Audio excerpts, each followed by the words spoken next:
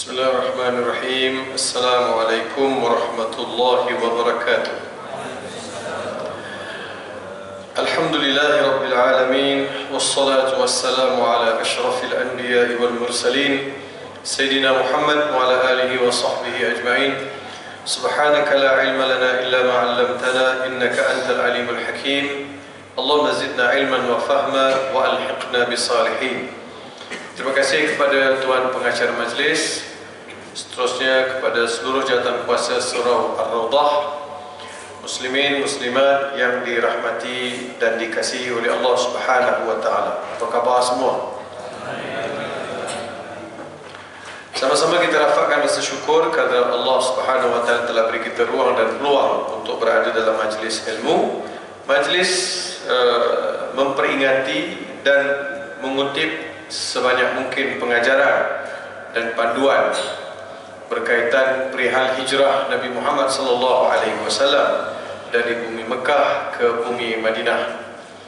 Kalau peristiwa itu tidak begitu penting, pasti Tuhan pun tidak rakamkan di dalam Al-Quran dan tidak menjadi satu intipati yang dicedok oleh para ulama. Kerana dalam peristiwa hijrah ini syarat dengan mesej-mesej yang tersembunyi untuk diselongkar dan dijadikan sebagai panduan dalam kehidupan umat Islam. Tidak ada satu perkara pun yang berlaku dalam kehidupan Nabi sallallahu alaihi wasallam tanpa ada maksud di sebaliknya. Sedangkan hijrah ini kita tahu bahawa baginda keluar daripada Mekah menuju ke Madinah dengan menyambung nyawa, terpaksa merentas padang pasir, menaiki unta, lapar, dahaga, singgah di kemah, minta makan dekat orang, tumpang nak berteduh. Jadi semua itu sukar, susah. Sedangkan sebelum itu, 2 tahun sebelum peristiwa hijrah, Nabi Muhammad sallallahu alaihi wasallam pernah diberikan keistimewaan dengan menaiki sebuah kenderaan yang tidak terjangkau oleh akal manusia, namanya burak. Ya, boleh saja Tuhan bagi kat Nabi Muhammad nak naik burak, naik sini, turun kat Madinah. Apa isu? Tidak ada yang susah bagi Tuhan.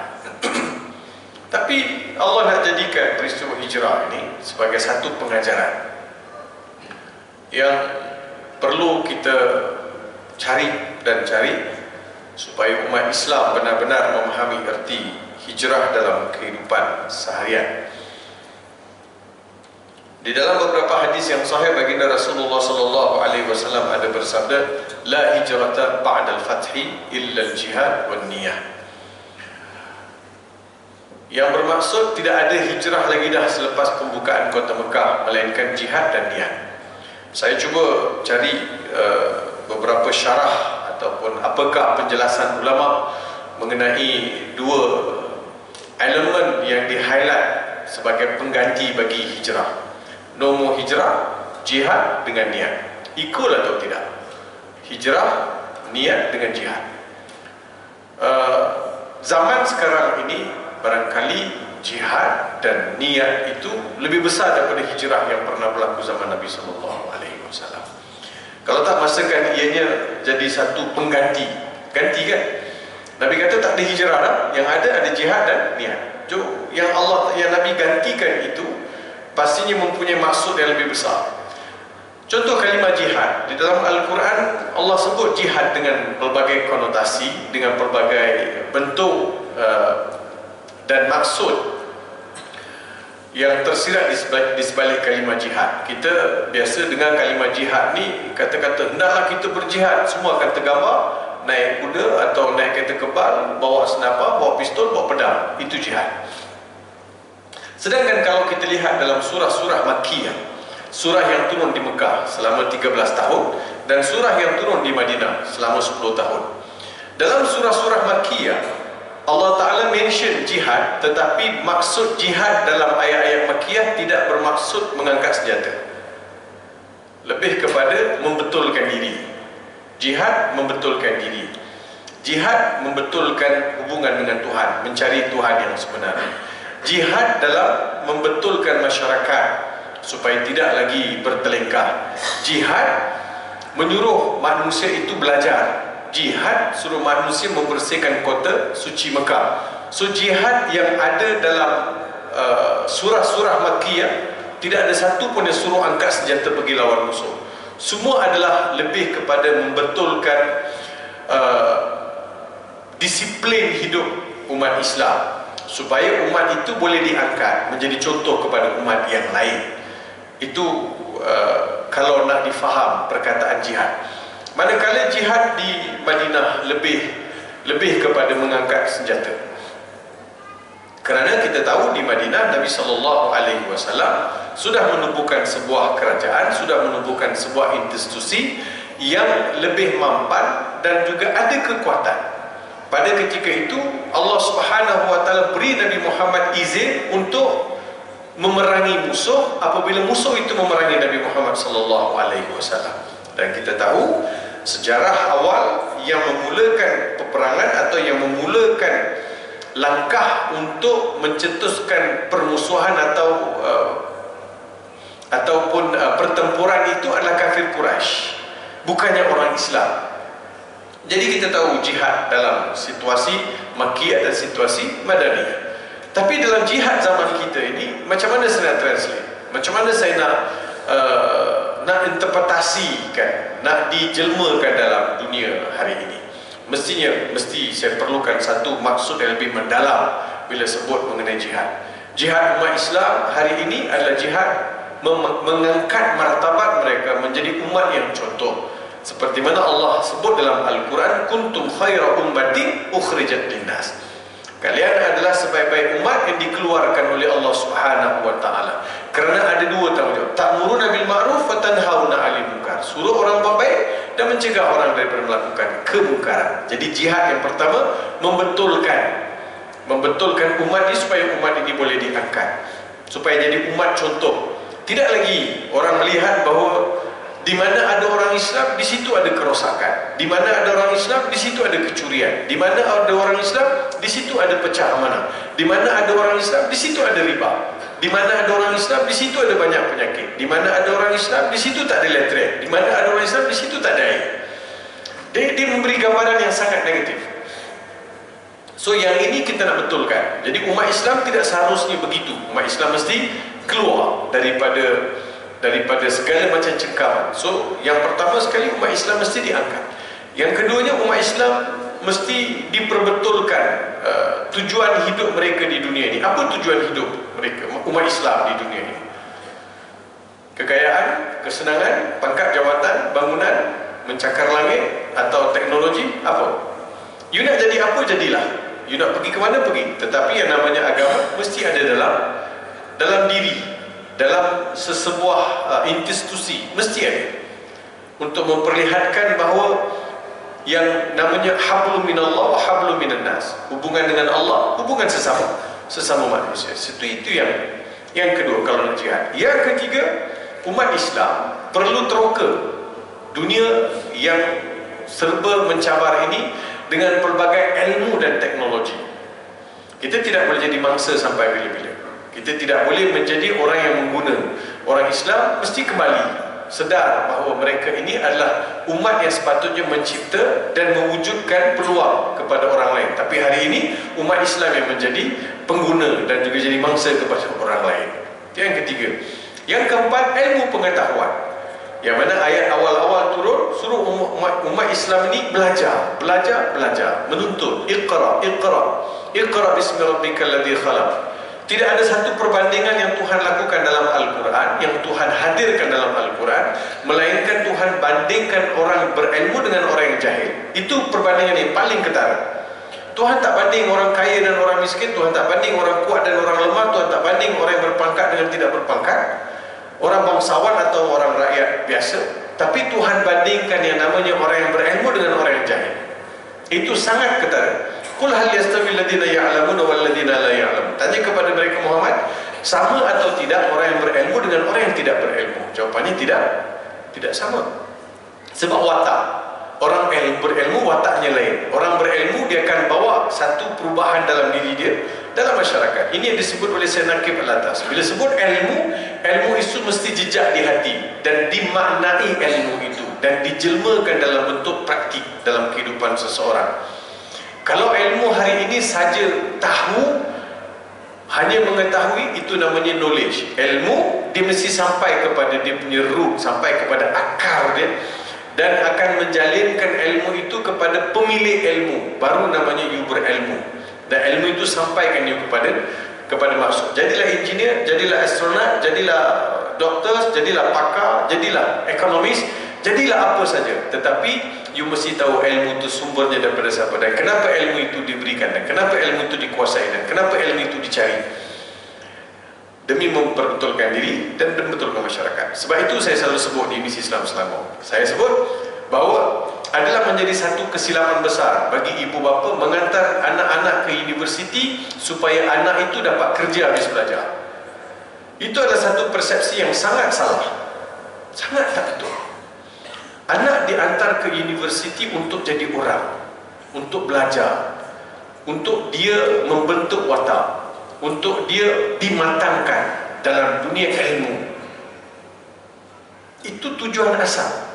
Kita ada universiti-universiti yang tertua di dunia. Kita ada Universiti Qarawiyyin, kita ada Universiti Zaitun dekat Tunisia, kita ada Universiti Al-Azhar. Jadi universiti-universiti tua semua ni, dia bermula dengan masjid Jamiah, kemudian dijelmakan atas nama Al-Jamiah University. Bila saya baca terjemahan daripada American Oxford lah, Cambridge Oxford lah, Cambridge Dictionary, American Dictionary, Oxford Dictionary, bila saya baca Cambridge Dictionary, bila baca terjemah apa yang dimaksudkan university, dia tak seperti mana yang dimaksudkan oleh Al-Jamiah. Bila semua itu bermula di masjid, dan masjid menjadi tempat umat Islam menuntut ilmu, tujuannya apa? Tujuannya untuk melahirkan masyarakat yang berilmu. Masyarakat yang berilmu ni mustahak, sebab manusia itu adalah aset yang paling bernilai, dan aset yang paling bernilai namanya khalifah. Kalau dia betul, betullah persekitaran dia. Kalau salah dia, salahlah persekitaran. Sebab dia akan jadi mismatch, kata orang tu, tak boleh nak dijodohkan. Bila universiti ini dilihat tempat belajar dan cari kerja, salah. Kerja tu akan datang kemudian. Pertama sekali pesan dekat anak bila masuk universiti, belajar betul-betul, belajar pandai-pandai, kuasai ilmu, kelak kerja akan datang. Tapi daripada awal mak ayah dah tanya kan, bila hantar anak ke universiti, besok kalau anak saya ambil kos ni, dia boleh kerja apa? Usahalah daripada awal kita jadikan universiti tempat anak kita dapat kerja, habis belajar kerja. So persepsi ini perlu dibetulkan. Bukan itu tujuan universiti. Universiti adalah untuk beri ilmu dan matangkan mereka dan dewasakan mereka dengan ilmu, dan bila keluar besok nampak kesarjanaan, cakap dia lain, bercara di jalan lain, kalau diberi amanah tanggungjawab lain, sebab dia ada ilmu. So yang itu perlu diperbetulkan bagi saya. Saya selalu sebut, tadi pun dalam induksi saya bagi tahu kepada mahasiswa supaya jangan dipikir lepas ni kerja apa. Sebab itu ilmu kelak, kalau itu tujuan dia, ilmu akan jadi premature knowledge, ilmu yang tidak matang. Sebab hasrat you dapat ni, setakat ni HPNG, CGPA saya cukup setakat ni, dah boleh dah kerja. So dia tak nampak ilmu itu sebagai satu benda yang perlu dia kuasai. Jadi itu maksud jihad yang paling mustahak. Kita nak tahu apa perjuangan, apa kesungguhan yang perlu ada pada umat Islam, umat Nabi Muhammad sallallahu alaihi wasallam. Ya. Dia ada seorang profesor dekat Universiti Harvard, dia tulis buku. Hujung servis dia dekat Universiti Harvard, dia tulis buku, nama dia Profesor Harry Levis. Dia tulis Excellent Without a Soul. Excellent Without a Soul. Profesor Harry Levis ni dia tulis buku setelah dia melihat bahawa universiti terkemuka di dunia umpamanya Harvard, Oxford, Cambridge, McGill ataupun Imperial College ke, sebutlah mana-mana universiti yang terkemuka orang berebut-rebut nak masuk. Dia kata universiti ni semua gagal melahirkan keseimbangan emosi mahasiswa ni. You bagi knowledge, dan sebelum budak tu kerja, habis belajar, orang dah offer kerja, tapi jiwa dia masih kosong. Persoalannya sama juga, bila jiwa kosong, dia tak boleh jadi khalifah, dia tak boleh nak mentadbir mengurus. Dia akan manipulasi situasi dan keadaan. Tuan-tuan cakaplah sampai kering tekak. Kita mesti amanah, kita mesti tak boleh rasuah. Kita buat kajian orang yang duduk dalam penjara kerana sabit rasuah. Tuan-tuan tahu tak, 70% daripada yang sedang merengkok dalam penjara, mereka menyatakan keinginan mereka mengambil rasuah kalau diberi peluang. You are in the jail. Sebab itu the bad habit never die. Macam mana nak betulkan pada awal lagi? Kalau di universiti tak dibetulkan, di madrasah, di sekolah tak dibetulkan, pada awal lagi. Kita mesti tengok sistem daripada awal lagi, kan? Kita bercakap daripada awal lagi, kita mesti tengok, angkat ilmu itu. Dan mesti ilmu itu dijelmakan dalam bentuk praktik dalam kehidupan. Tak sama orang yang berilmu dengan tidak berilmu. Dalam banyak-banyak benda Tuhan bersumpah atas dunia ini. Allah bersumpah dengan bulan dan bintang, Allah bersumpah dengan gunung dan ganang, Allah bersumpah dengan diri dia sendiri, Allah bersumpah atas nama Nabi Muhammad, Allah bersumpah atas Quran, Allah bersumpah atas syurga, Allah bersumpah. Allah tidak akan bersumpah melainkan perkara itu tidak ada keagungan dan kehebatan yang luar biasa. Dalam Tuhan bersumpah dengan makhluk-makhluk yang besar, yang agung, yang luar biasa ni, Allah bersumpah dengan satu makhluk kecil yang kadang-kadang orang tak peduli pun dia kalau di tepi jalan. Pen. Nun wal qalami wa ma yasturun. Tuhan bersumpah dengan pen, kerana nak beritahu pen itu besar. Sebab awwal ma khalaqallahu al-qalam. Sebab makhluk yang pertama sekali Tuhan jadikan adalah pen, qalam.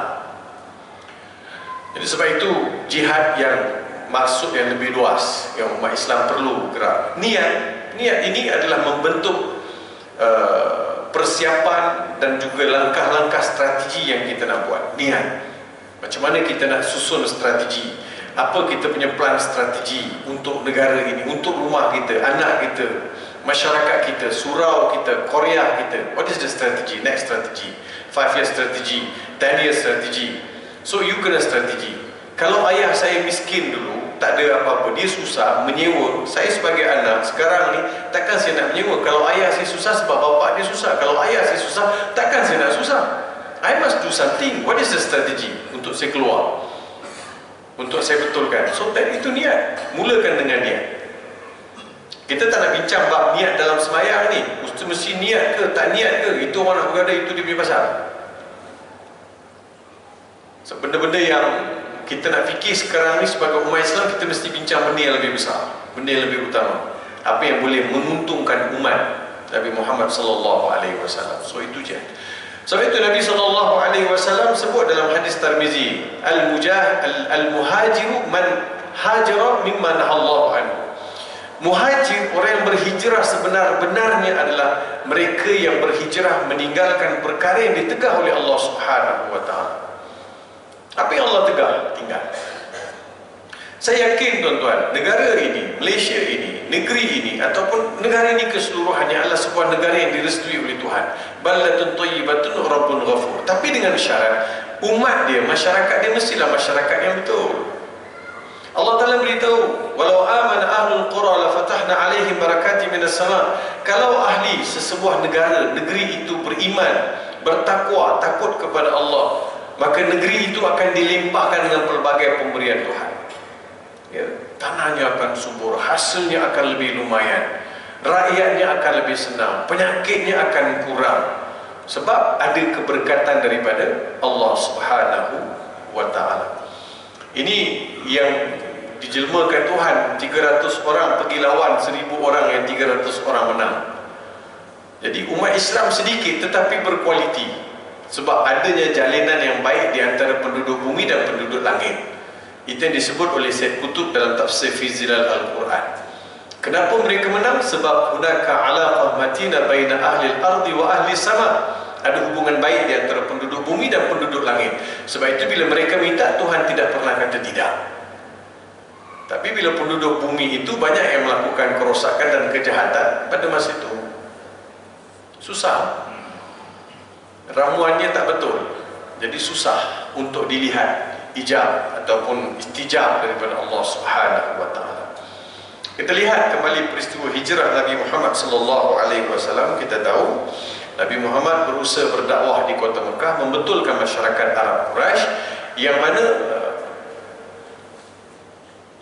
Nabi sebenarnya tak bawa ajaran baru pun. Nabi Muhammad sallallahu alaihi wasallam mengingatkan kembali apa yang ditinggalkan oleh nabi-nabi sebelum Nabi Muhammad sallallahu alaihi wasallam. Bumi Mekah adalah bumi yang ditinggalkan oleh Nabi Allah Ibrahim alaihissalam, Nabi Ismail alaihissalam. Mustahil orang Arab Quraisy, Abu Jahal, Abu Lahab, Abu Sufyan dan masyarakat Arab Quraisy, kafir Quraisy di Mekah tak kenal siapa itu Ibrahim, siapa itu Ismail. Mustahil. Mereka tahu. Tengok Kaabah tu dia tahu dah siapa yang buat Kaabah. Jadi Kaabah itu dia buat, Nabi Ibrahim buat, kemudian Nabi Ibrahim tinggalkan supaya Kaabah itu menjadi tempat beribadat, tempat yang disucikan akidah kepada Allah Subhanahu wa taala. Takkan mereka tak tahu yang itu? Habis kenapa di keliling Kaabah ada berhala pula? Kenapa Tuhan itu tidak disembah? Kenapa disembah berhala? Kenapa anak perempuan itu dibunuh? Kenapa wanita dijadikan sebagai pemuas nafsu semata-mata? Kenapa didagangkan perempuan itu? Kenapa dieksploitasi perempuan? Kenapa direndah-rendahkan martabat perempuan? So kenapa yang kuat itu menindas yang lemah? Ini bukan ajaran yang ditinggalkan oleh Nabi Allah Ibrahim, dan bukan pula ajaran yang ditinggalkan Nabi Allah Ismail alaihissalam. Dan nabi-nabi yang sebelum Nabi Muhammad, ramai nabi-nabi yang mereka kenal. Jadi Nabi Muhammad pergi betulkan balik, ingatkan balik, aku ini meneruskan legasi yang ditinggalkan oleh nabi-nabi dan rasul sebelum aku, kata Nabi Muhammad sallallahu alaihi wasallam. Tetapi mereka sudah semakin karat kejahilannya, sudah semakin keras hati mereka. Itu yang Allah Subhanahu wa taala sebut dalam surah Al-Jumu'ah ayat kedua, huwallazi ba'atsa fil ummiyina rasulan minhum yatlu 'alaihim ayatihi wa yuzakkihim wa yu'allimuhumul kitaba wal hikmah wa in kana min qablu la fi dhalalin mubin. Nabi Muhammad diutus dari kalangan mereka yang tidak tahu membaca dan tidak tahu menulis. Al-ummi, tidak tahu membaca dan tidak tahu menulis. Tujuannya apa? Yatlu alaihim ayat, supaya kenalkan mereka kepada pencipta. Wa yuzakkihim, menyucikan mereka daripada karat-karat jahiliyah. Wa yu'allimuhumul kitab, ajarkan mereka Alkitab, iaitu Al-Quran, wal hikmah, dan juga sunnah ataupun kebijaksanaan. Wa in kanu min qablu la fi dhalalin mubin. Sebelum kedatangan Nabi Muhammad, kafir Quraisy itu berada, atau masyarakat umumnya pada ketika itu berada dalam kesesatan yang nyata. Inilah kesesatan. Kesesatan yang Tuhan simpulkan dengan begitu pendek, tetapi syarat dalamnya maksud sesat. Nabi Muhammad nak betul kan, tapi disebabkan mereka degil, keras, sukar untuk ditembus, maka Nabi Muhammad SAW buatlah kerja dakwah secara senyap-senyap selama 6 bulan, 6 tahun. Kemudian turun ayat suruh Nabi buat kerja dakwah secara terang-terang. Nabi buat kerja dakwah terang-terang. Buat kerja dakwah terang-terang dengan risikonya sekali. Pernah dijerut leher Nabi, pernah disiram dengan perut unta yang disimpan 3 hari atas badan Nabi SAW. Laluan Nabi ditaburkan paku dan duri. Tapi Nabi tetap buat kerja dakwah. Nabi tak give up. Sahabat-sahabat pun begitu juga. Semakin hari semakin bertambah pengikut, semakin hari semakin bertambah pengikut, dan semakin orang percaya kepada ajakan Nabi Muhammad SAW. Sebab Nabi kurang bercakap, Nabi banyak menjadikan contoh keikhlasan yang ada pada Nabi SAW, sampai hamba abdi pun masuk Islam. Bilal bin Rabah masuk Islam. Ini yang menjadikan kafir Quraisy sudah tidak boleh tahan dengan Nabi Muhammad SAW. Dalam pada itu, bila kaum muslimin diseksa dan ditindas, diputuskan segala macam hubungan di kota Mekah, jadi ada sahabat datang jumpa Nabi SAW bertanya, ya Rasulullah, mata Rasulullah, wahai Rasulullah, bilakah akan datangnya pertolongan Tuhan? Bila dengar kata-kata ini, wajah Nabi SAW jadi merah padam. Nabi marah dengan sahabat yang tanya soalan ni. Sahabat tanya bila Tuhan akan tolong. Secara basically kita kata apa salah? Nabi kata tak boleh tanya soalan, sebab umat-umat sebelum kamu Nabi-nabi sebelum aku ada yang disisir badan mereka dengan kuku besi, dengan sisir besi, terpisah isi dan tulang. Ada di antara Nabi yang dibunuh, ada di antara Nabi yang ditanam hidup-hidup. Tak ada pun di antara mereka yang tanya soalan yang kalian tanyakan kepada aku. Kita belum sampai ke tahap itu. Mereka yang teruk diseksa pun tak pernah tanya soalan. Jadi Nabi tak kasih tanya soalan. Dan Nabi SAW susun strategi. Hantarlah kumpulan pertama pergi ke Habasyah, Ethiopia, dalam 18 ke 20 orang. Tim yang pertama pergi, duduk situ. Tim yang kedua pula pergi, seramai dekat 100 orang, yang diketuai oleh Ja'far bin Abi Talib. Ja'far bin Abi Talib adalah bapa saudara Nabi Muhammad SAW. Dia pergi. Bila dia pergi, sekumpulan hampir 100 orang pergi. Kafir Quraisy, pembesar Quraisy dah mula perasan. Dulu 20 orang tak perasan. Ini 100 orang, tiba-tiba tak ada. Ja'far pula tak ada. Orang figura-figura yang utama tak ada. Jadi kafir Quraisy kata, ke mana mereka pergi? Oh, mereka sudah pergi ke Habasyah. Kafir Quraisy diketuai oleh Amr bin As dan beberapa orang pembesar Quraisy yang lain membawa beberapa hadiah yang bernilai untuk dipujuk Raja Najasyi supaya Raja Najasyi ini kembalikan orang Islam yang ada di Habasyah ke bumi Mekah. Maka sampailah Amr bin As dengan beberapa orang wakil daripada pembesar Quraisy ke istana Habasyah, berjumpa dengan Raja Najasyi, beritahu kepada Raja Najasyi dan berikan segala hadiah yang lumayan, dan beritahu, wahai Raja Najasyi, kami datang ni ada bawa hajat. Apa hajatnya? Kami nak bawa balik orang yang ada daripada Mekah datang ke negara tuanku ni, kami nak bawa balik. Raja Najasyi kata, kenapa kamu nak minta mereka balik ke Mekah? Sebab mereka ini semua adalah pemberontak, pengganas, ikut bawa agama baru, meninggalkan agama nenek moyang kita, kami. Mereka memusuhi kami. Kalau tuanku biarkan mereka di negara tuanku, nanti akan jadilah tidak aman negara tuanku. Oleh demikian, tuanku serahkanlah mereka kepada kami. Mendengar perkataan aman, keganasan, jadi Raja Najasyi pun goyah. Dia kata, kalau begitu, ya bawa saja mereka balik. Pada ketika itu, Ja'far bin Abi Talib tampil ke hadapan, mempertahankan hak dia. Dia kata, kami datang ke negara tuanku setelah kami diberitahu oleh Nabi kami Muhammad SAW supaya kami berhijrah ke negara tuanku, kerana baginda beritahu, fa inna fiha malikun adilun la yuzlimu ahada. Pergilah ke Habasyah kerana di situ ada seorang raja yang adil dan tidak pernah menzalimi sesiapa. Sebab itulah kami datang. Jadi Raja Najasyi kata, kenapa kamu tinggalkan kota Mekah? Kenapa kamu tinggalkan Mekah datang ke negara saya?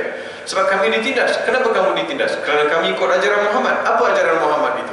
Maka Ja'far bin Abi Talib pun beritahu, kunna qauman na'budul asnam wa naqta'ul arham wa na'til fawahish wa na'kulul maita. Fa'atana Muhammad sallallahu alaihi wasallam amarna alla na'budu illa Allah wa la nusyrika bihi syai'a. Wa amarna sila raham wa amarna alla na'kula illa mimma dzukira ismuhu illa mimma dzubiha bi dzikri bismillah wa amarna alla na'til fawahish. Dulu kami, wahai raja, kami ni kaum yang menyembah berhala. Muhammad datang suruh kami sembah Tuhan yang satu. Dulu kami bermusuh antara satu sama lain. Datang Nabi Muhammad suruh kami jaga silaturahim. Dulu kami makan bangkai. Datang Nabi Muhammad suruh kami makan benda yang halal, binatang yang disembelih hanya dengan sebut nama Allah. Kemudian kami juga merupakan kaum yang melakukan perkara keji dan munkar. Datang Muhammad kata, jangan buat perkara keji dan munkar, sebab kita mesti jadi bawa akhlak yang baik.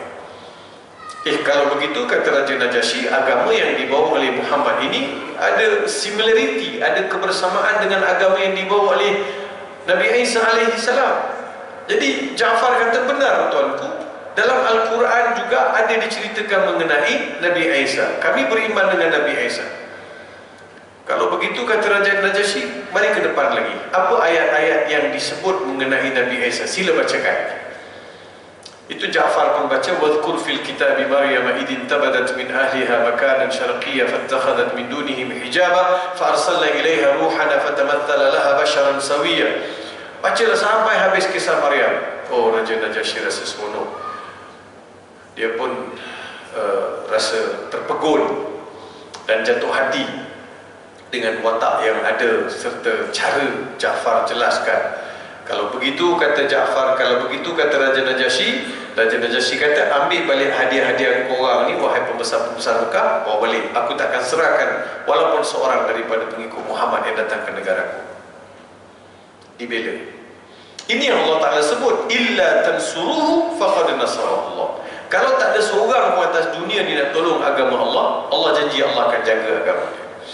Apatah lagi bila ada orang tolong agama Allah Subhanahu wa Ta'ala. Tapi disebabkan zaman itu tidak ada teknologi maklumat, tak ada WhatsApp group, apa pun tak ada. Jadi maklumat tak sampai. Dengar cerita Mekah dah jadi aman. Jadi yang 100 orang ni pun baliklah ke Mekah. Sampai ke Mekah, tengok suasana masih lagi tidak seperti mana yang mereka dengar. Maka Nabi Muhammad SAW pun menyusun strategi untuk berhijrah. Setelah dapat perintah daripada Allah Subhanahu wa Ta'ala. Selepas 13 tahun Nabi sabar atas sikap, atas tindak balas masyarakat kafir Quraisy. 13 tahun. Itu yang Allah Ta'ala beritahu, wa idh yamkuru bikal ladina kafaru liyuthbituk aw yukhrijuk wa idh yamkuru bikal ladina kafaru liyuthbituk aw yaqtuluk aw yukhrijuk wa yamkuruna yamkurullah wallahu khairul makirin. Dan ingatlah tatkala mereka merancang ke atas kau wahai Muhammad, sama ada engkau di penjara atau dibunuh atau diusir. Mereka merancang, Allah merancang. Berlakulah satu perbincangan, nak buat decision, buat mesyuarat tergempar dekat parlimen Quraisy yang namanya Darun Nadwa. Quraisy ada parlimen nama dia Darun Nadwa. Disitulah pembesar Quraisy berkumpul untuk berbincang, buat sesuatu keputusan. So isu yang dibincangkan pada hari itu untuk memberhentikan Muhammad daripada bawa ajaran agama baru ini. Dalam perbincangan tiba-tiba datang seorang lelaki yang berpakaian kemas, tapi dia tidak dikenali sesiapa pun dalam kumpulan pembesar Quraisy. Dia kata, saya datang daripada Najd, jauh. Saya pun nak participate, saya pun nak masuk, saya pun nak join sekali untuk beri pandangan. Duduklah dia. Jadi pembesar Quraisy kata, kita buang aja Muhammad daripada Mekah ni. Yang lelaki daripada Najd, Syekh daripada Najd, dia kata, jangan, nanti dia akan membina kekuatan di luar, nanti dia akan serang kota Mekah. Kalau begitu kita penjarakan Muhammad. Syekh ni daripada Najd kata, jangan, nanti Muhammad akan pengaruhi banduan-banduan lain dalam penjara. Kalau macam tu, apa cadangan tuan? Tanya orang kepada raja, daripada Syekh daripada Najd. Dia kata, saya cadangkan bunuh aja. Terkejut sebab dalam Darun Nadwa tu bukan orang lain, Abu Sufyan, Abu Jahal, Abu Lahab. Yang ini semua ada ada hubungan kekeluargaan dengan Nabi Muhammad SAW. Mereka tak sampai lagi ke tahap nak bunuh Muhammad, tapi mereka dah cadang. Dia dah cadang. Bila cadang, dia kata, mana boleh bunuh Muhammad, nanti Abdul Manaf atau Bani Hashim akan ambil tindakan ke atas kita. Syekh daripada Najd kata, itu senang saja. Kita lantik 11 orang pemuda dengan membekalkan kepada mereka senjata. Bila Muhammad keluar pagi hari, biar ke 11-11 mereka bertindak serentak. Jadi tak bolehlah Bani Hashim atau Abdul Manaf ni ambil apa-apa tindakan ke atas kita. Oh, bagus juga cadangan Syekh. Rupanya Syekh itu tidak lain tidak bukan adalah Iblis yang menyerupai manusia, participate juga. Jadi atas perancangan itu Allah Subhanahu wa Ta'ala izinkan Nabi Muhammad SAW keluar berhijrah. Nabi pun keluar dalam hijrah itu. Tengok bagaimana Allah nak lindungi Nabi Muhammad SAW. Illa tansuruhu faqad nasarahu Allah. Kalau tak ada orang yang tolong Nabi Muhammad, tak ada siapa yang tolong agama Nabi Muhammad, atau tak ada siapa pun tolong agama Allah, Allah akan jaga agama dia. Keluar Nabi Muhammad SAW. Tengah hari Nabi Muhammad pergi jumpa Abu Bakar dulu, bagi tahu dekat Abu Bakar, wahai Abu Bakar, besok pagi kau akan hijrah sama dengan aku. Udzintu bil hijrati wa anta ma'i. Aku telah diizinkan untuk berhijrah, kau akan ikut sama-sama dengan aku, wahai Abu Bakar. Abu Bakar jadi sangat-sangat gembira. Melompat-lompat Abu Bakar, gembira nangis, suka menangis. Abu Bakar kata, wahai Rasulullah, saya ada 2 ekor unta. Saya ada 2 ekor unta. Yang 2 ekor unta ni memang gagah, sesuai kalau kita nak bawa merentasi padang pasir. Nabi Muhammad kata, Abu Bakar kata, satu kau ambil Rasulullah, satu aku bawa. Rasulullah kata boleh, tapi dengan syarat, berapa harga unta tu? Abu Bakar kata takkan nak kira, bawa je lah. Dia kata tak, berapa harga bagi tahu, aku bayar, aku bawa. So Nabi nak beritahu kepada kita, dalam berjuang, dalam berhijrah, dalam menegakkan agama Allah, dia tak boleh hasil bergantung kepada orang. Kita pun kena ada sacrifice, kita pun kena ada pengorbanan. So itu yang Nabi Muhammad nak beritahu.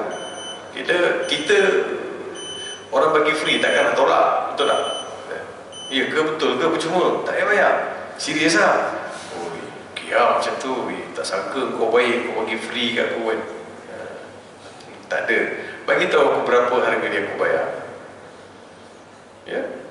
So Nabi nak tunjuk izzah. Sebab itu kadang-kadang saya pun tak berapa nak berkenan juga bila orang cerita Nabi ni miskin. Nabi bukan miskin, cuma Nabi tidak mahu kekayaan, itu je. Ada Nabi keluar, ada Nabi belanja, dapat Nabi belanja. Nabi pernah sembelih 100 ekor unta. Ada orang miskin boleh sembelih 100 ekor unta. Nabi pakai baju yang paling mahal daripada Syam. Nabi pakai minyak wangi yang paling mahal. Yang kita duk promote, Nabi pakai baju yang tampal-tampal. Adalah sekali sahabat pergi rumah Nabi pakai baju tampal. Itu baju tidur ke baju rehat kat rumah. Jadi itu yang kita promote kan. Tapi tak ada orang pakai baju tampal kan. Kita yang tampal ni, kita pergi masjid, kita pergi pejabat, jumpa orang besar mana pakai tampal.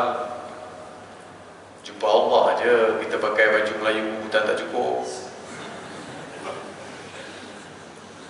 kan. Kopiah pun tak tahu lalas basuh bila bulan puasa pun.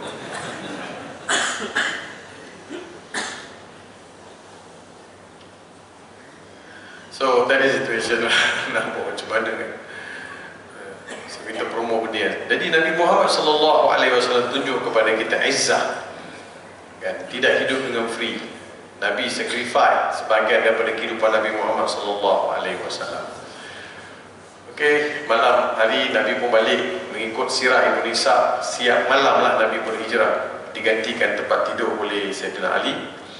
Dan pagi-pagi Nabi keluar tu, ya Nabi baca, masa keluar tu Nabi baca, waja'alna min baini aydihim saddan wa min khalfihim saddan faghshaynahum fahum la yubsirun. Yang sambil Nabi lalu, Nabi taburkan pasir, Nabi baca doa tu. Jadi semua mereka tidur sampai tak sadar diri. Nasib orang kejut, dan matahari dah naik terpacak masih tidur lagi. Doa Nabi baca, suruh mereka tak nampak. Quraisy dah tahu dah, Mekah dah tersebar cerita Muhammad dah keluar. Jadi budak-budak yang sebelah sana ni tidur. Dia tak kejut-kejut budak-budak ni bangun, kau buat apa ni? Siang lah, Muhammad dah keluar. Tidur. Ada orang tanya, boleh tak nak pakai nampak ayat tu? Untuk apa? Dia kata lesen tak renew lagi. Jumpa JPJ dia baca waja'alna min baini aydihim saddan sekali lepas. Ada juga yang baca tak lepas. Tak lepas. Bila tak lepas, disalahkan orang yang ajar. Dia kata, kata ayat tu kalau baca orang tak nampak. Macam mana kau nampak? Kau buat salah. Bila masa pula Islam nak lindung orang buat salah? Dia bukan salah ayat, salah tempat kau baca ayat tu. Kalau betul kita diserang oleh musuh, kita tak nak bagi musuh nampak, bacalah ayat tu. Tapi ini sebab tak renew rotek, tak renew lesen, tak pakai helmet, nampak polis nak baca ayat.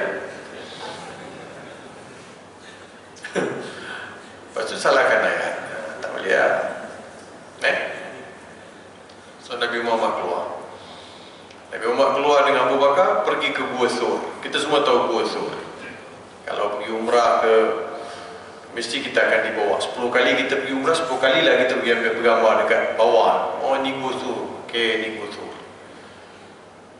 Bukan boleh panjat pun. Sekarang dia tengah buat macam tempat lepak-lepak makan. Dia buat macam R&R kawasan tu. Tapi Nabi Muhammad SAW pergi dengan Abu Bakar, pergi bersembunyi. Gua Thur ni kecil je. Gua Thur kecil. dia lebih kecil daripada Gua Hira. Gua Sur ni tak boleh dua-dua duduk, tak boleh dua-dua berdiri, tak boleh dua-dua bagi. Seorang duduk, seorang bagi. Itu dia punya undang-undang Gua Sur sebab kecil. Jadi disebabkan Abu Bakar masuk dulu, Abu Bakar masuk, Abu Bakar bersihkan, Abu Bakar duduk. Abu Bakar beritahu, "Wahai Rasulullah, biar aku masuk dulu." Rasul kata, "Biasa aku yang masuk. Biasanya kau tak pernah mendahului aku, apa hal pula yang ni kau nak dahului aku, wahai Abu Bakar?" "Tak ada Rasulullah, sebab ini gua. Kalau ada apa-apa, biar aku yang terima akibatnya." Rasulullah duduk luar dulu. Dia pun masuk, bersihkan apa semua, baru panggil masuk. Dia Abu Bakar duduk, Rasulullah masuk, Rasulullah pun baring. Rasulullah baring atas paha Abu Bakar. Kepala Rasulullah SAW letak atas paha Abu Bakar As-Siddiq. Ya. Yalah, kalau tengok hubungan Abu Bakar dengan Rasulullah, Abu Bakar adalah bapa mertua, betul? Abu Bakar bapa mertua, Rasulullah penantu. Berani?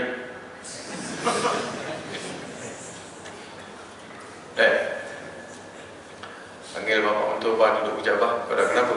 Nak bagi hantar riba, abah." "Bapak mentua ni, kau dah makan buah belum?"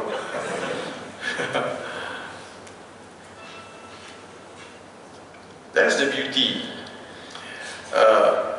Nabi SAW, di antara falsafah kenapa Nabi kahwin dengan anak Abu Bakar, kahwin dengan anak Umar bin Al-Khattab, Asma, lepas tu kahwinkan pula dua putri baginda Ummu Kalsum dengan Ruqayyah kepada Uthman bin Affan, kemudian nikahkan pula putri kesayangan baginda Fatimah Zahra dengan Sayyidina Ali radhiyallahu anhu, supaya keempat sahabat ni ada hubungan kekeluargaan dengan Nabi Muhammad SAW. Bukan sahaja persahabatan, tapi Nabi lanjutkan lagi supaya ada hubungan kekeluargaan. Dalam 3 hari Nabi dalam Gua Sur, masa itulah beberapa orang pemuda datang bantu Nabi Muhammad SAW memberitahu apa ni latest discussion dekat kota Mekah. Termasuklah Asma binti Abu Bakar. Asma ni menarik watak dia dalam peristiwa hijrah. Dia diriwayatkan syarat mengandung 7 bulan. Masa datang ke Gua Sur, jauh tu daripada Mekah tu, nak pergi ke Gua Sur tu kan jauh.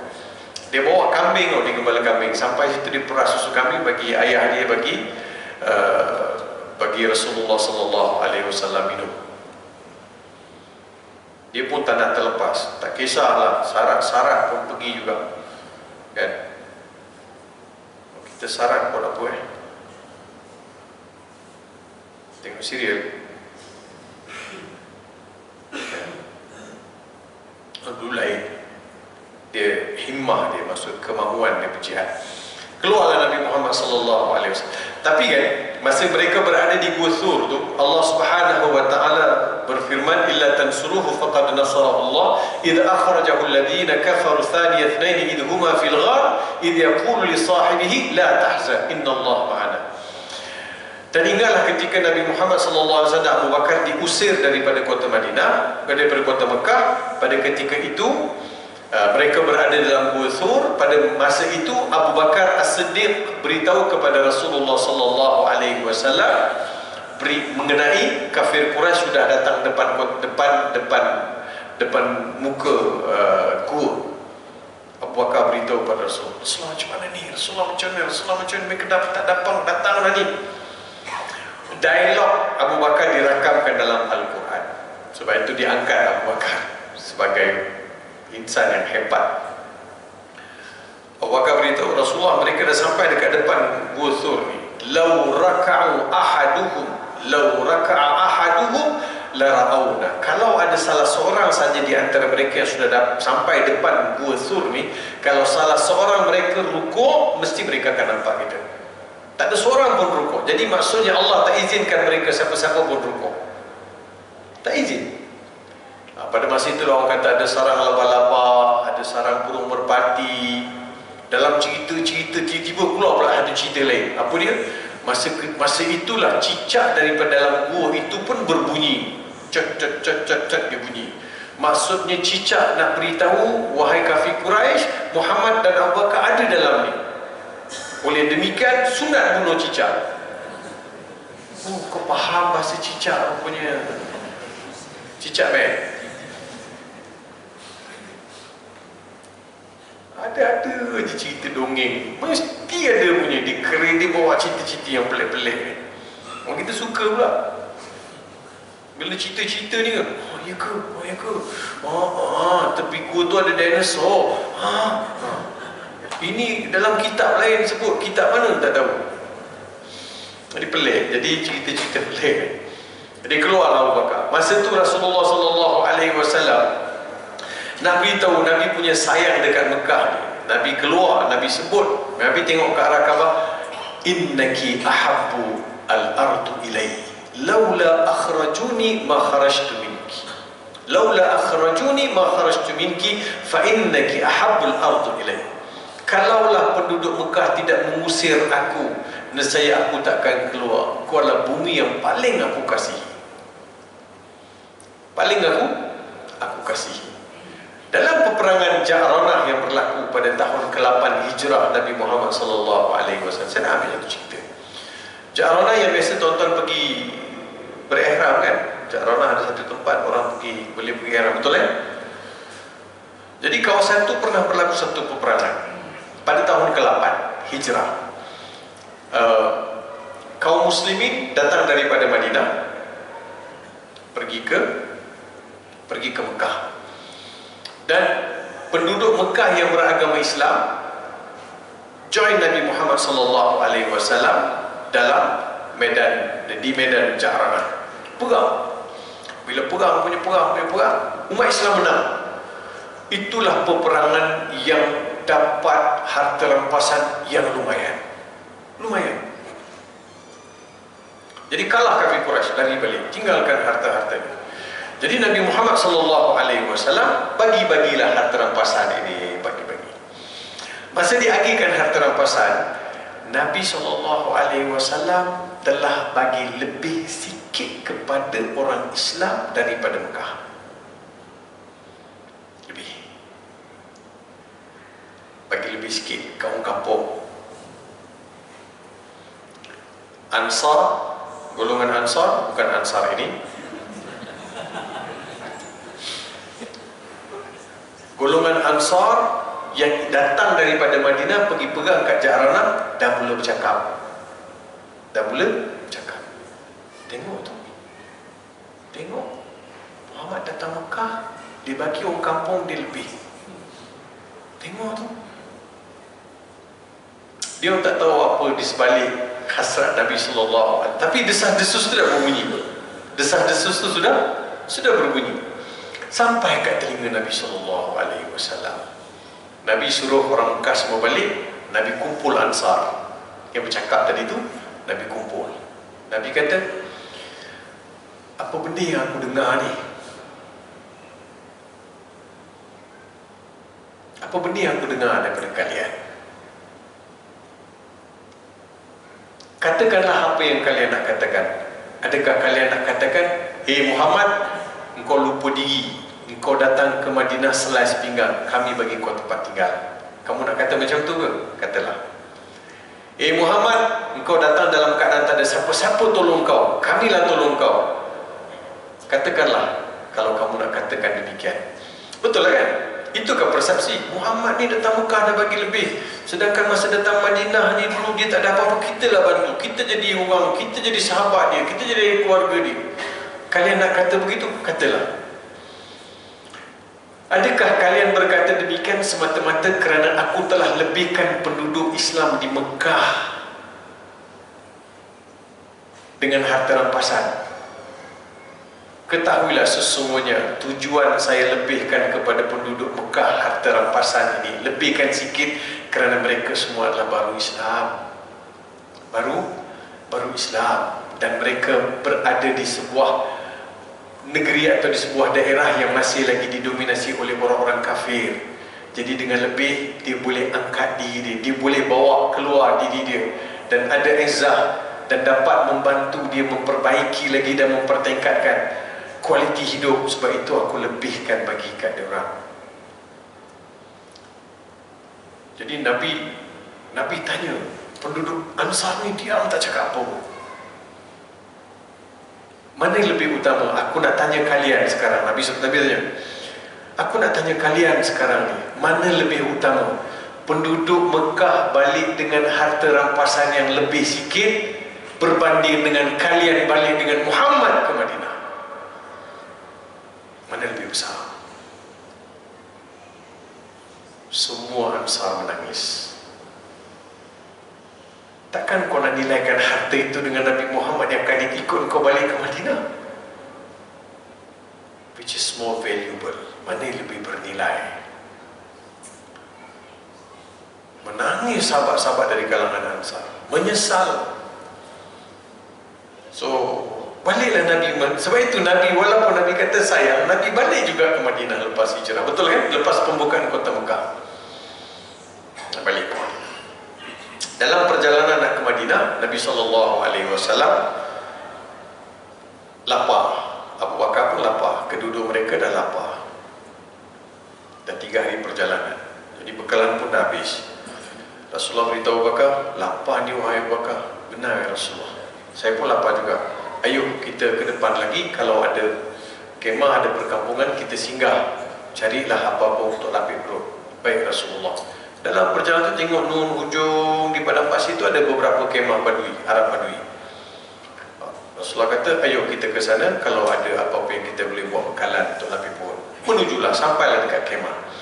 Dekat kemah sampai-sampai, bertanyalah khabar. Sampai bertanya khabar. Dan di kemah itu, seorang wanita yang bernama Ummu Ma'bad. Bernama Ummu Ma'bad. Rasulullah dan Abu Bakar kata, kami dalam perjalanan nak pergi Madinah. Rasulullah tak beritahu bahawa itu adalah Rasulullah, dan ini adalah Abu Bakar tak bagi tahu. Kami 2 orang ni nak menuju ke Madinah. Jadi kami kehabisan bekalan. Kami lapar, ada tak apa-apa untuk kami makan? Ummu Ma'bad kata tak ada. Tak ada apa-apa. Minta maaf ya, tak ada apa-apa. Rasulullah tanya, wahai ibu, kalau ada kambing ke untuk kami perah susunya, untuk kami makan, kami minum? Kata minta maaf, tak ada. Kambing semua Abu Ma'bad dah bawa. Suami aku dah bawa pergi gembala dah kambing kepada pasir jauh.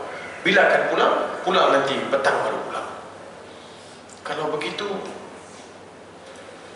tak adalah ya, tak ada. Dalam tengok antara satu sama lain, tengok di hujung kemah Ummu Ma'bad ada seekor kambing. Ada seekor kambing yang tengah yang ditambat. Jadi Abu Bakar kata, Rasulullah kata, wahai Ummu Ma'bad, itu kambing tu boleh tak saya perah susunya? Ummu Ma'bad kata, tak boleh, itu kambing tu sakit, sebab itu ditinggal, kambing lain semua dah dibawa gembala. Tak izinkanlah saya nak perah susunya. Tak boleh, itu tunggu hari nak mati, kurus kering, mau nak perah susu dari mana? Tak, mohon izin, saya nak perah. Nabi minta juga. Nabi minta. Sampai Ummu Ma'bad kata, perahlah, nak perahkan. Jadi Rasulullah pun pergi dekat kambing tu. Rasulullah tepuk belakang kambing tu. Nabi tepuk, Rasulullah tepuk. Rasulullah sebut, Inni Rasulullah. Kambing tu berdiri. Kambing tu tegak. Daripada duduk dia tegak. Nabi pegang perut kambing tu, tanpa semena-mena susu tu berkumpul jadi banyak. Rasulullah beritahu kepada Abu Bakar, wahai Abu Bakar, kau pergi minta bejana. Bejana ni macam mangkuk makan misuk tu lah. Itulah bejana. Minta. Ummu Ma'bad kata tak pun untuk perah susu. Ummu Ma'bad tengok nak pengsan lah. Apa benda berlaku? Kambing nak mati dah. Tiba-tiba dia jadi boleh tegak, tinggi, elok, penuh susu. Rasulullah perah susu sampai penuh satu mangkuk. Sekarang Rasulullah bagi Abu Bakar minum. This is how you have to respect the elders in your house. Macam mana you perlu respect orang lebih tua dalam rumah. Menantu bagi bapa mertua minum dulu. Betul tak? Menantu, kalau bapa mertua ada di rumah, menantu suruh bapa mertua makan dulu. Itu adab. Suruh bapa mertua makan. Abang makan bah, kejap lagi. Tunggu abang makan. Kita pergi dapur, kita suruh isteri dah nasi, abang dah makan dah. Kadang-kadang tak tanya pun bapak mentua dah makan ke belum. Yang penting kau makan dulu kan. Sebab menantu jenis cak ayam macam tu lah.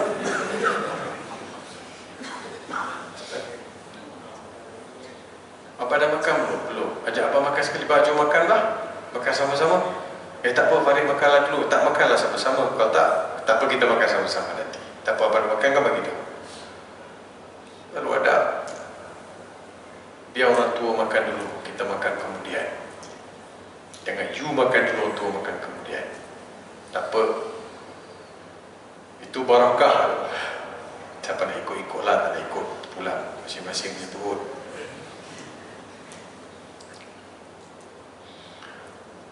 Rasulullah bagi kat Abu Bakar minum. Abu Bakar kata, tak apa, Rasulullah minum dulu. Tak minum lah. Rasulullah Abu Bakar minum. Tak pun kau minum. Rasulullah minum. Tak minum. Dia sebut Abu Bakar minum. Minum takut-takut minum. Takut habis kan. Minum. Tapi tak habis. Minum. Mereka tak minum lagi. Tahu tak kenyang lagi kan. Tak minum. Abu Bakar minum lagi. Bagi. Tak minum lagi. Minum. Diriwayatkan Abu Bakar minum.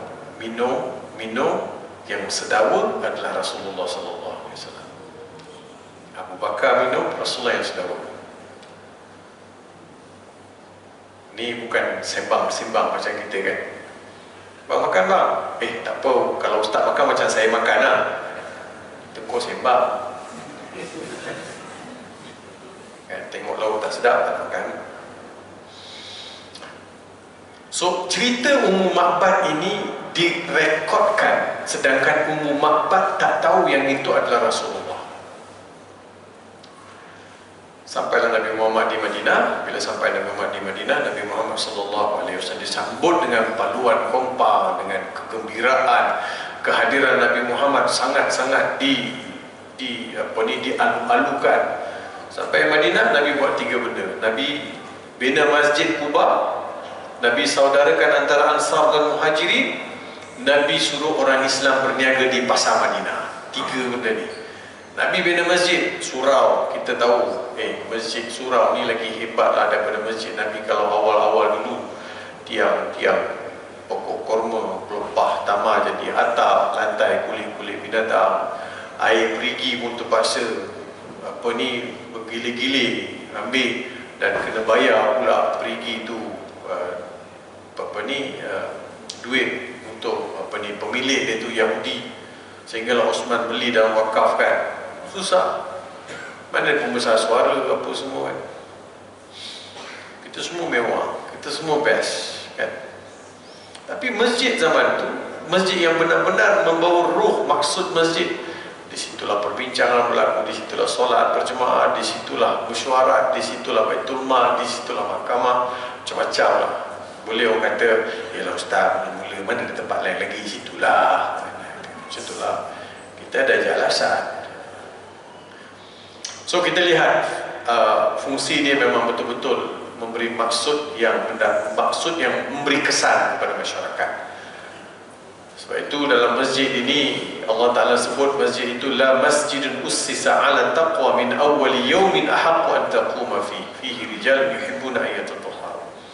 Masjid yang pertama sekali dibina atas dasar takwa. Allah suka orang berkumpul dalam masjid itu untuk menyucikan diri, untuk membetulkan diri, belajar, menuntut ilmu, jaga hubungan dengan Allah Subhanahu wa Ta'ala. Sebab itu masjid surau ini diwujudkan, pengajian-pengajian pengimarahan itu diwujudkan supaya masyarakat setempat datang belajar, increase knowledge, betulkan ilmu, betulkan yang salah kan, perbaiki hubungan. So itu sangat mustahab. Jadi tuan-tuan, itu yang pertama. Yang kedua, Nabi saudarakan antara Ansar dan Muhajirin. Innamal mu'minuna ikhwah. Persaudaraan itu mengatasi segala-galanya. Kalau dalam sesebuah Korea, dalam sesuatu kampung halaman tidak ada nilai dan persaudaraan, maka tidak ada lagi keberkatan, tidak ada lagi kesuburan, tidak ada kemakmuran. Yang kedua. Yang ketiganya, Nabi suruh orang Islam berniaga di pasar Madinah. Pasar Madinah ini adalah tempat yang mana pada ketika itu orang Yahudi kuasai. So Nabi beritahu kuasai ekonomi. Ada jaga masjid, hubungan kita dengan Allah, hubungan bersama manusia, dan juga ekonomi, kekuatan. Ini menterjemahkan apa yang Ja'far sebut, dulu kami makan bangkai, Nabi Muhammad suruh kami makan binatang yang disembelih dengan sebut nama Allah. Maksudnya halal. So industri halal mesti dibangunkan. apa yang kita makan, apa yang kita belanja, daripada mana kita dapat duit. Semua ini sangat penting. Jadi tuan-tuan dan puan, itulah sedikit sebanyak perkongsian ceramah Ma'al Hijrah. Mudah-mudahan apa yang saya kongsikan ini adalah kebaikan, hendaknya dapat dijadikan sebagai panduan yang mana baik, yang mana kurang itu kelemahan saya. Pergi pasar beli kobis, ceramah saya sudah habis. Sekian, terima kasih kepada pihak masjid, terima kasih kepada pihak surau dan kepada tuan-tuan juga. Terima kasih. Assalamualaikum warahmatullahi wabarakatuh. Bismillahirrahmanirrahim. Alhamdulillah, wassalatu wassalamu ala asyrafil anbiya'i wal mursalin sayyidina Muhammad wa ala alihi washabbihi ajma'in. Allahumma ij'al jam'ana hadha jam'an marhuma wa tafarruqana min ba'di tafarruqan ma'suma wa la taj'alna fina wa la man yatba'una matruda wa la mahruma. Rabbana atina min ladunka rahmatan wa hayyi' lana min amrina rashada. Rabbana atina fid dunya hasanah wa fil akhirati hasanah wa qina adzabannar. Sallallahu ala sayyidina Muhammad wa ala alihi washabbihi wasallam. Walhamdulillahirabbil alamin. Saya juga dipahamkan ada saudara baru yang baru masuk Islam. Yang mana satu? Ya, dia baru convert 1 bulan. Jadi saya berharap tuan-tuan bolehlah beri tunjuk ajar. So it's our responsibility lah. Jangan sikit-sikit tolak pejabat agama, sikit-sikit tolak pejabat agama. Baru masuk Islam, pergilah belajar ke pejabat agama. Yang pakcik ni takkan tak boleh ajar dia solat. Ada masa, jom pakcik lepas maghrib ada, lepas asar ada, nak baca Quran, jom pakcik ajar. Macam itulah pakcik kalau masuk syurga. Kalau tak nak terpulang. Kan? Ini dinamakan easy way to enter the heaven. Tiket. Apa yang kita ajar dia, dia faham dan dia amalkan, itu saham lah tu. Ya sana. Kadang saya geram juga bila orang masuk Islam. Ustaz boleh tak Ustaz ajar dia? Yang bawa Islam lagi lebih lama daripada saya. Cuma bezanya saya pergi Jordan, pakcik tak pergi Jordan. Itu je. Benda basic, bukanlah nak ajar benda sulilah Ustaz kan belajar agama. Ialah mu'allaf ni bukannya you nak bincang mazhab fiqah. Ada pun mazhab Syafi'i, ada pun saya tak tahu mazhab Syafi'i Hanafi. Tak payah cerita kat dia mazhab Hanafi Syafi'i. Ajar dia ambil wudu, macam mana nak basuh muka, basuh tangan, basuh kaki. Itu je dulu. Macam nak berkumur, kan? Jangan pula dia ajar berkumur. Sebab ada juga pakcik ni, budak ni tanya, kalau tak ada air kita pakai apa? Tayamum. Yalah, kalau air kita guna air berkumur, kalau tanah berkumur juga.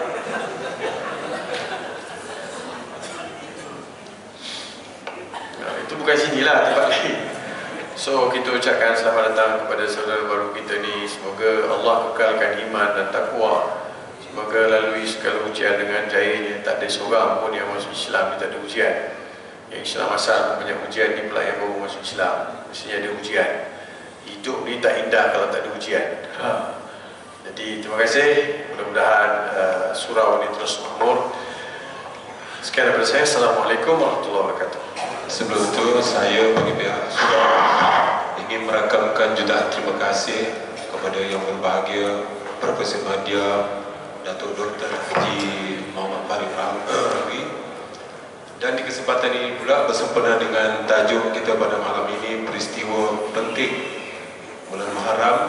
Sebelum itu saya ingin menjemput Tuan Imam Syed Saipul Saiful Azizan untuk mengiringi Ustaz Farid bagi menyampaikan sedikit sumbangan kepada saudara baru kita Muhammad Adam Mikail, dijemput untuk menerima sedikit sumbangan. Jadi saya mohon mewakili surau dan seluruh warga yang berada di dalam Bukit Mahkota ini, sudi-sudikanlah memberikan sumbangan apa saja, termasuk tunjuk ajar, teguran, nasihat. Kalau jumpa Muhammad Adam selepas ni, jangan lupa bagi salam. Dan jangan biarkan beliau lemas di air yang cetek dan sesat di jalan yang terang.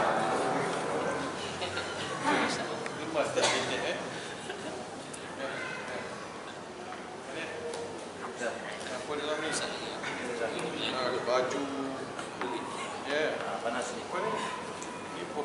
Korpo puasa tak habis bagi kat sini.